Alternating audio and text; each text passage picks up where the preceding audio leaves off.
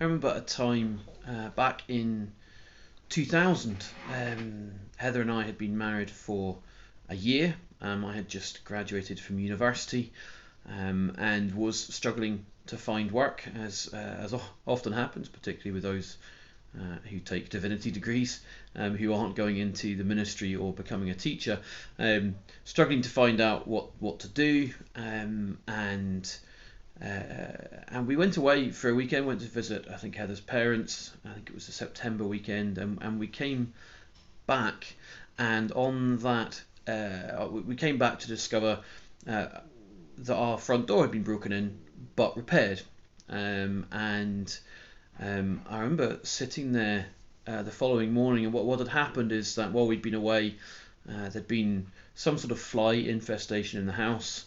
Someone had seen those flies and thought that there was a dead body in the flat. Couldn't remember having seen us recently. Called the police. Police came out on the Sunday, broke the door down, discovered no problems, repaired the door, and so there we were with a damaged front door on a rented property, and I was sitting there and I was looking at our bank balance. I was looking at we've been having a dispute with the council tax, and the council were threatening to take us to court, and looking for a huge amount of money that we shouldn't have been paying. And then I opened a letter, and it was a bill from the locksmith who had been called out on a weekend and so was charging extra to repair the door that had been broken down by the police. And I remember sitting there and not knowing what to do. And I phoned Alan, who was our minister at that time, and I remember just not knowing what to do. Could not see any way of moving forward, and I cried on the phone. I just didn't know what to do, and Alan came round and said, let's sort this out, and he helped us through it, and through all of that. Why do I tell this story at this time? Well, because sometimes I feel that when it comes to something like climate change, it feels like such a big problem, and it's a really serious situation when we're looking at the overall rise in temperature across the world, and how little impact at times it feels that countries are making in order to change that, with the melting ice caps and all of the extreme weather conditions that are happening, and at times it's easy to feel afraid and overwhelmed. And tonight's sermon, tonight's service, is actually just based around the idea of do not fear.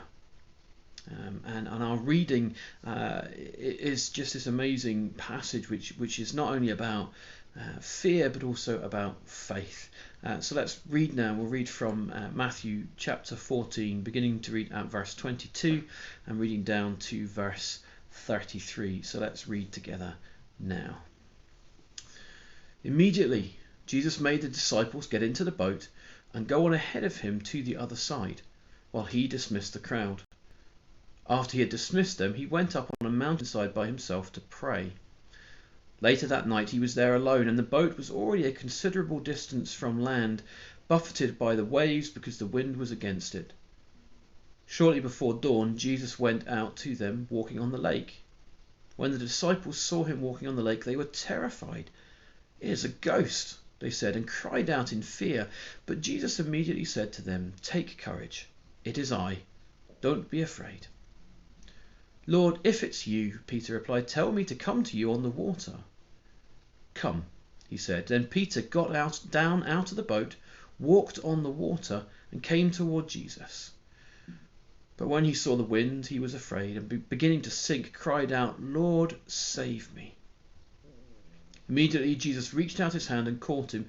"You of little faith," he said, "why did you doubt?" And when they climbed into the boat, the wind died down. Then those who were in the boat worshipped him, saying, "Truly, you are the Son of God." So this was obviously an experience of great fear actually for the disciples, fear potentially of the storm around them, but fear of seeing this apparition, this figure walking on the water towards them. It must have been quite a sight, and it's not surprising they were afraid. And we have natural responses to fear.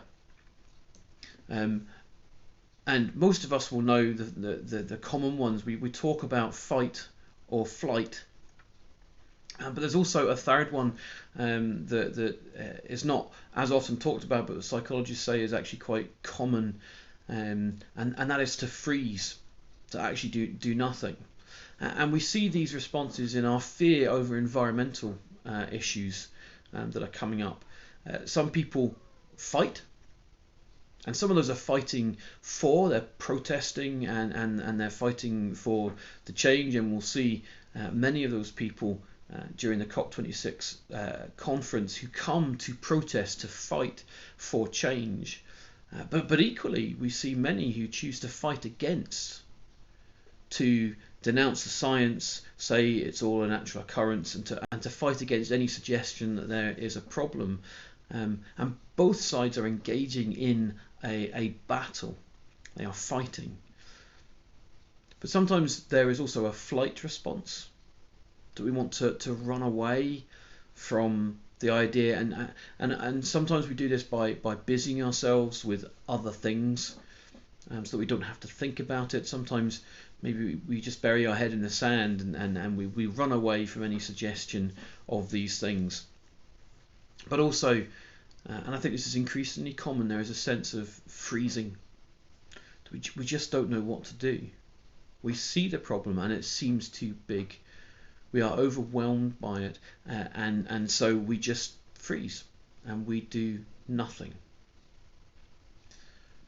Dietrich Bonhoeffer, the great German theologian of the Second World War, said this: the Bible, the Gospel, Christ, the Church, the faith, all are one great battle cry against fear in the lives of human beings. That actually all that we are about as Christians is actually battling against the fear that people have, and we could talk about many different types of fear that people live under. But what is then a Christian response to climate fear, to the fear of the environmental change, to the fear of the issues of creation, which seem at times irreversible, at times unsurmountable? What are the different ways we can respond? And I want to just pick out some of the parts of this passage, the responses that went on here. Firstly, Peter's initial response, his words to Jesus: Lord, if it is you. And I think part of our response is one where we seek God, where we pray, where we say, Lord, what is it you want us to do? If it is you. Now, part of that might also be a sense of actually, if it is you, then call me out of the boat. If it is you, then make yourself known. But there's a sense of seeking God, and that's so important in this time, particularly when you're saying, well, there are so many things I could do, what should I do? Well, the answer is, Lord, if it is you, what is it that you would have me do? Secondly, we should take courage. Verse 26, Jesus says to the disciples they're afraid, and he says, look, take courage. Take courage. And we should be brave in these times. Not because of who we are, not because of what we can do, but actually because we believe in one who is in control and is in charge, who is Lord of all creation. So take courage. And then lastly, Lord, save me, says Peter, as he begins to succumb to the waves around him, that his faith was perhaps too little, that he got distracted from looking to Jesus, and he says, Lord, save me. And this should be our response to fear, is to actually say, okay, I believe and trust in a God who can save me even when I feel like I am struggling. Now, it's important to note in this passage that the wind did not die down until Jesus got into the boat.